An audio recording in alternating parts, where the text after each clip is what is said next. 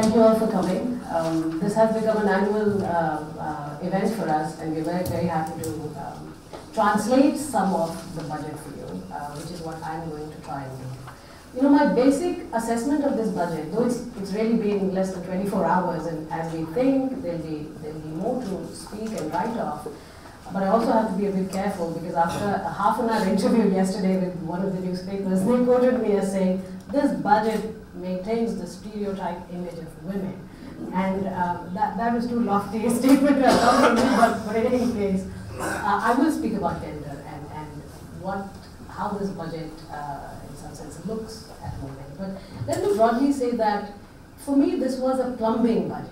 A budget which basically fixes the governance structure, wanting to make more part of the economy formal, which is this entire endeavor of demonetization and this push towards digitization, is because we have such a large shadow economy.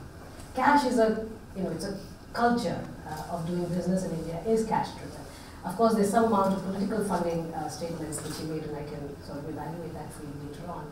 But movement away from cash towards more formal transactions has to be the norm, has to be the direction in which the government moves. And in that spirit, I was, in the longer term view of demonetization, largely in support of it. The implementation, of course, could have been a lot more better.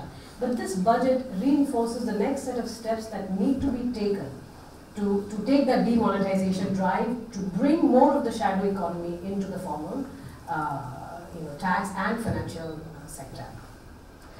But last year, in February, I had written a piece called, because everyone tries to make a guess for what the budget would be, so, and the whole exercise in some sense was like pulling out a rabbit out of a hat, and when there's nothing new, you hear that as a comment as well, but I wanted to abstract away from that and say, what would a dream budget be? What would I have liked to see from a finance minister? And I'd written, one of the things which at that point seemed scandalous was getting rid of the Medical Council of India and the UGC, Universities Grants Commission, which is the apex body of regulating higher education in the country. And today, both of them seem to be a reality. We have gotten rid of the MCI in terms of there's a serious attempt to replace it with another body. And in yesterday's announcement, the finance minister talked about restructuring the UGC in very fundamental ways, which basically means we are going to move away from the centralized planning and regulation of higher education towards an accreditation-based system, which you're familiar with, because particularly in terms of in the US markets or the Western European higher education market, accreditation is really the way to enforce quality of higher education, which is outcome-based, which is not necessarily how much you spend, it really is an outcome-based. In that sense, a lot of those baby steps, those required plumbing that an economy has to do in order to move towards becoming, better performing, more formal and progressive and high growth economy, these are the set of steps. The other was, the banking sector. The banking sector, as I had written last year as well, is that a lot of the public sector banks were sitting and are still sitting with very large non-performing assets. One, of course, was the nature of the projects and the kind of due diligence that was compromised, but an attempt, and at that point my emphasis was on allowing some public sector banks to fail, because in order to sort of move away from this moral hazard problem of government sector banks need to be bailed out because they aren't necessarily seen only as financial institutions, but also as job creators or the whole objective shifts away from efficiency of the fundamental task that an institution like a bank is meant to perform towards certain other social or inclusive growth kind of an agenda. That did not happen. So we moved towards bank recapitalization broadly. We did not say that these are the benchmarks based on which banks will be recapitalized. So 25,000 crores were put aside last year, which is a very small amount given just the scale of the problem. This year that has been marginally increased by 10,000 crores more. That is more of the same, yet we do not know in terms of whether implementation of the NAC committee recommendations of how are these banks going to be restructured. How is the governance of these public sector banks going to look fundamentally different after this entire restructuring as it did before they accumulated all these NPAs. So again, you have to get into the details of beyond allocating amounts, how are some of those fundamental changes going to come about? And that for me is a greater curiosity factor. Health. Health has been my focus area of interest. In this budget, health allocation has increased by 22.5%. That partly tells you the baseline is very low, so the spending obviously has to increase, but it's an incredible improvement and I laud it. Of course, we now have to see where does it go. And when you bring the gender angle into this, then a lot of the health budget allocation which is going towards women's health is still very largely restricted to reproductive health, which is a huge problem with just the way India views access to healthcare and gender problems itself. Women in there, and that is perhaps what that journalist picked up, there's a way of reinforcing, women's health is limited to reproductive health. Part of it came because India signed the SDGs and before the Millennium Development Goal, which said that we will reduce maternal mortality and infant mortality.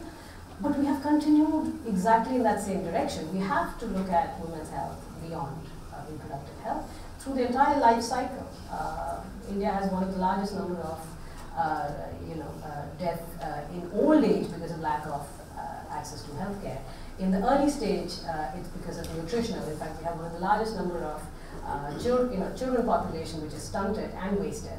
Now, that will require nutritional interventions. And obviously, budget doesn't get into the details of that. But now that these ministries have, WCD and Health, have a greater allocation, the next line of inquiry should be, well, where do these, where does it get allocated? Then the push for agriculture and rural infrastructure, enormous. And in that sense, it has been a continuation of what they did last year. In last February, I had made a big pitch for crop insurance because we had to move away from bailing out either cooperative banks or waiving off loans to farmers towards other kinds of financial instruments which can provide protection to the farmers. And in that sense, this crop insurance scheme is a very large and ambitious scheme. Unfortunately, it's still very rudimentary. It's still very basic. It has to be indexed to either the weather or something more measurable to make it more successful. Now, there's some amount of background work happening on that. This year again, that crop insurance has been expanded further. But beyond crop insurance, rural infrastructure has seen a massive increase in outlay yet again in terms of irrigation facilities, for dairy, for food processing. And all of these are really that plumbing which I keep coming back to.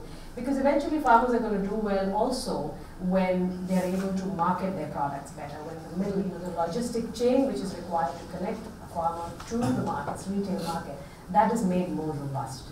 And I think that's the attempt made in this. One very big wish was the admin reform, something moving towards, and that unfortunately, just like last budget, there was nothing on that front. And that means for researchers like us, that remains a border to be conquered, and you have to continue pushing for that because eventually a lot of accountability in the system will really come about. When beyond allocating budget, we also do things differently. And in that sense, admin reforms are necessary. Tax, an attempt, and as Harsh said, there were a few things, but this is again a continuation of bringing out the economy away from the shadow and cash economy towards making tax base wider, increasing the tax compliance. They do recognize that MSMEs need to be incentivized further. In that sense, beyond job creation, they also wanted to make it more competitive with international markets. So they did bring about a reduction in the corporate tax for MSMEs. Big push for housing. Now you have to realize that demonetisation was that big push for high-end housing in a lot of the high-value real estate markets in India. But this particular budget has really expanded the outreach of affordable housing. One attempt is to make housing available to every rural household. And that objective, in some sense, there was a push towards that. They combined the railways with the rest of the transport, and that is a very good move. Though railways will always remain a very predominant part of transportation sector, largely because again, economy generating and the network is massive. But one thing I don't know if any of you picked up is the prices are now going to be function of not just the cost within the railways, and there is an attempt to improve the operational efficiency within the railways, but the cost is also now going to depend on the competition from the highways and the airways. And that's actually a good move, because railways is not going to get privatized for a long time. And it might not, because some public utilities like this are better run within the government. But if we just make it more operationally efficient and start setting prices which are competitive, it's just a better move, because in many sectors, the airways have taken off in a very significant way, and the railway prices and tariffs have to reflect some of that.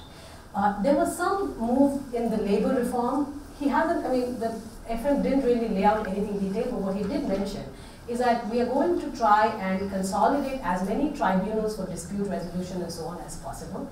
And again, those are the plumbing things required. But many more legislative reforms and ideas will be placed in the parliament in the next 1 year for various parts of the labor contract, not just the minimum support price or the wages, but the working conditions and grievance redressal, for instance. Which meant, the labor is a state subject, but the center is going to come up with a blueprint for what labor reforms are required to sort of improve the ease of doing business. I think I'll stop there and then I'll take questions. Thank you.